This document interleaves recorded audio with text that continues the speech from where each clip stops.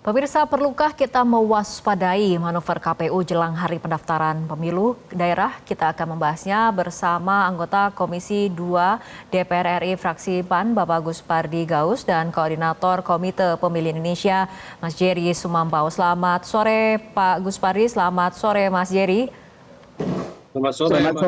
Assalamualaikum warahmatullahi wabarakatuh. Waalaikumsalam warahmatullahi wabarakatuh. Saya ke Pak Gus Pardi terlebih dahulu. Pak Gus Pardi, permintaan rapat konsultasi oleh KPU ke DPR ini apakah memang akan membahas soal putusan ataupun menindaklanjuti soal putusan MK nomor 60 dan 70?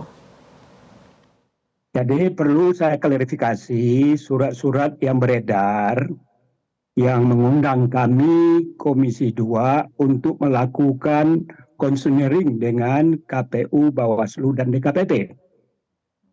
Memang malam ini kita akan membicarakan tentang persoalan itu. Yang perlu kami tegaskan adalah bahwa insya Allah adanya jaminan dari institusi.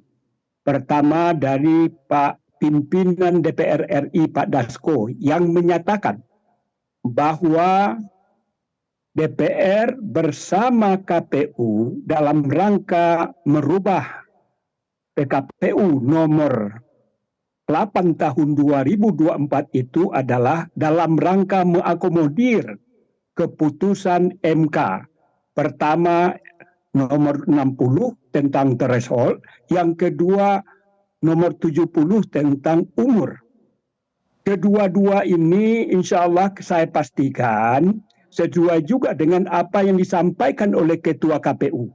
Jadi jangan didramatisir lagi tentang persoalan berkaitan tentang revisi undang-undang yang dibahas oleh Balik tentang undang-undang pilkada. Persoalan tentang revisi undang-undang pilkada juga sudah disampaikan oleh Pak Dasko dan itu tidak akan ditindaklanjuti. Artinya adalah bahwa Pak Dasko sebagai pimpinan DPR sudah menyatakan bahwa kami Komisi 2 akan melakukan RDP hari Senin dalam rangka membicarakan tentang pertama adalah tentang perlengkapan pemungutan suara, kedua adalah tentang kampanye kepala daerah, ketiga adalah dana kampanye. Itu inti substansi pertama yang diajukan oleh KPU kepada Komisi 2. Lalu juga dimasukkan tentang keputusan MK nomor 60 dan 70. Draftnya itu sudah kami baca dan semua keputusan MK tentang threshold itu sudah sesuai dengan apa yang diinginkan oleh masyarakat, bahwa sesuai dengan bahwa untuk pencalonan partai politik untuk kandidat ke KPU tidak lagi berdasarkan kursi yang 20% dan 25% jumlah suara. Itu tidak lagi menjadi konsep yang dibuat oleh KPU. Oleh karena baik, itu ketegasan kembali Pak Gus Pardi. Baik, ketegasan kembali Pak Gus Pardi, artinya dalam draft PKPU yang telah diterima oleh Komisi 2, ini seluruh putusan MK digunakan dalam PKPU, baik putusan MK nomor 60 dan 70, Pak Gus Pardi? Betul, itu sudah disampaikan kepada kami. Kami kan ada punya grup Komisi 2. Setelah pertamanya memang betul yang disampaikan itu surat sebagaimana dikatakan oleh Adida Idham bahwa membicarakan keputusan MA dan lain sebagainya itu.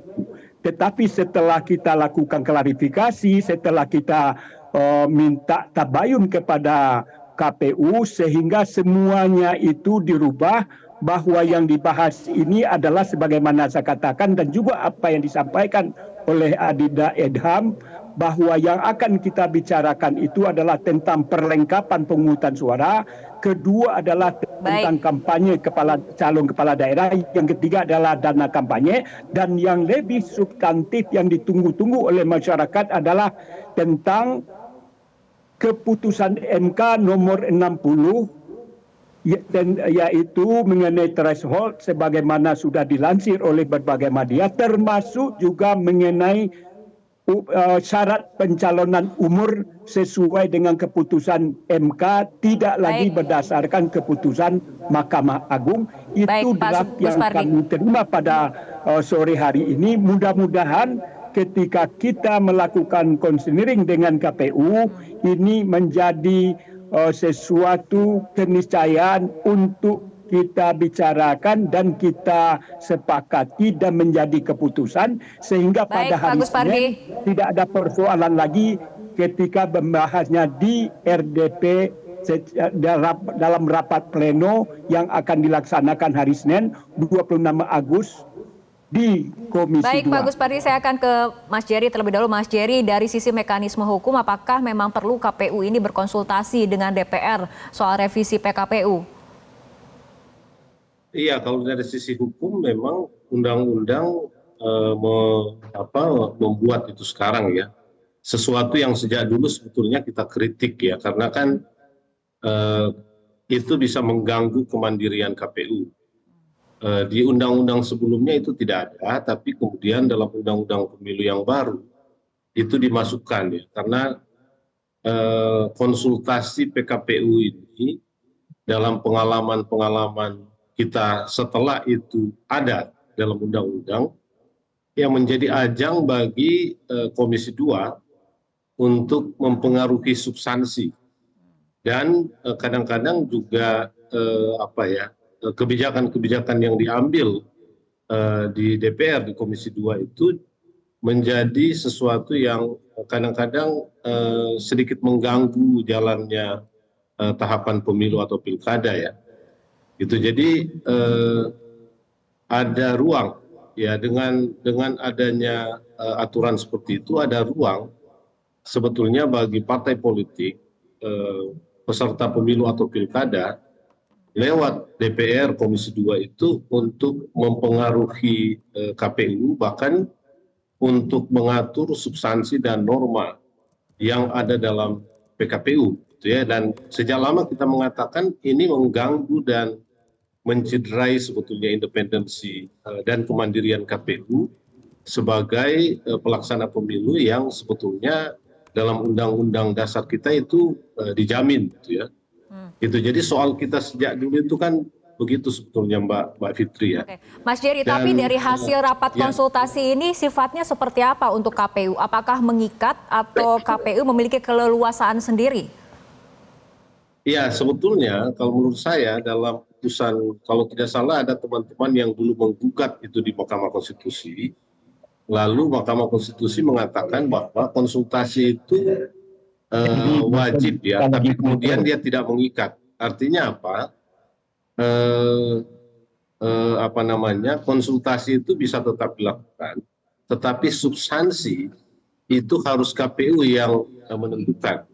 Artinya kalau saja ada usulan-usulan klausul atau norma dalam PKPU yang tidak sesuai dengan pekerjaan atau prinsip pekerjaan KPU sebagai lembaga yang independen dan mandiri, itu KPU bisa saja mengabaikan. Gitu ya. Artinya ini bukan sesuatu yang wajib untuk diikuti oleh KPU. Untuk menjaga kemandirian dan independensi lembaga KPU ini yang memang dalam undang-undang kita itu dijamin. Jadi menurut saya KPU tidak mesti sekarang mengikuti apa yang katakanlah kalau ada substansi-substansi yang bertentangan dengan ya bisa saja bertentangan dengan undang-undang yang ada, atau bisa saja juga itu tidak bertentangan tapi ada prinsip-prinsip yang dilanggar atau ada hal-hal yang sifatnya menguntungkan kepentingan-kepentingan politik tertentu, itu saya kira KPU dan juga Bawaslu tidak wajib mengikutinya. Gitu ya, karena kalau itu dibiarkan, kalau ruang itu diberikan oleh KPU dan Bawaslu atau DKPP, ini akan menjadi ruang kooptasi partai politik atau peserta pemilu atau pilkada terhadap KPU. Jadi lewat itu mereka bisa mengatur, lewat itu mereka bisa menyetir arah kebijakan pemilu ini kemana gitu ya. Oke, Mas Jerry. Saya akan tanyakan tanggapan ke Pak Gus Pardi dari anggota ataupun dari Komisi 2 DPR mengenai adanya kekhawatiran bahwa rapat konsultasi ini justru membuka ruang untuk mempengaruhi KPU untuk kemudian mengatur norma dan substansi dalam PKPU serta mengganggu independensi dari KPU. Bagaimana jawaban dari Komisi 2? Yang pertama saya perlu klarifikasi dulu tentang konsultasi. KPU dalam merevisi atau membuat PKPU, begitu juga peraturan Bawaslu, menurut undang-undang wajib hukumnya KPU melakukan konsultasi ke DPR. Dalam hal ini adalah Komisi 2. Salah satu kenapa KPU diingatkan dan merupakan peringatan terakhir yang disampaikan DKPP karena tidak mengindahkan itu.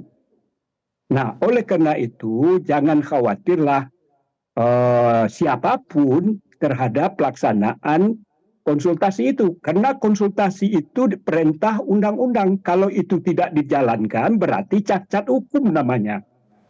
Yang kedua berkait tentang substansi, sebagaimana saya katakan tadi, pimpinan DPR, yaitu Pak Dasko, dan juga kami di Komisi 2 sudah punya komitmen yang sama, di mana Komisi 2 kami minta untuk mengakomodir semua keputusan yang ditetapkan oleh MK, baik tentang threshold yang diatur oleh keputusan MK nomor 60, begitu juga tentang masalah syarat umur, yaitu di dalam keputusan MK nomor 70.